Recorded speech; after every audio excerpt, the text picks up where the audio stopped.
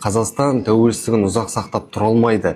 Екінші Ауғанстанға айналады. Кеңес одағы тарап жатқан сәтте ақш-тың президентінің бұрынғы кеңесшісі болған Брежинский үлкен шахмат тақтасы атты еңбек жазады.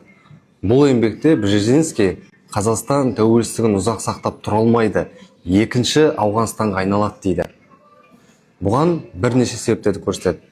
Біріншіден, бұл геосаяси тұрғыдан орналасуымыз. Екіншіден, қазба байлықтарымыздың көп болуы. Үшіншіден, біздің қазақ халқының үлес салмағының аз болуы. Төртінші бір себеп бұл этникалық және діни әр алуандылығымыз болды. Алайда Қазақстан дін саласындағы саясатты дұрыс жолға қоя білудің арқасында, дінаралық, конфессияаралық келісімді сақтаудың арқасында тәуелсіздігімізді сақтап қалды деп айта аламыз. Бұл жерде дін мамандарының да еңбегі орасан зор.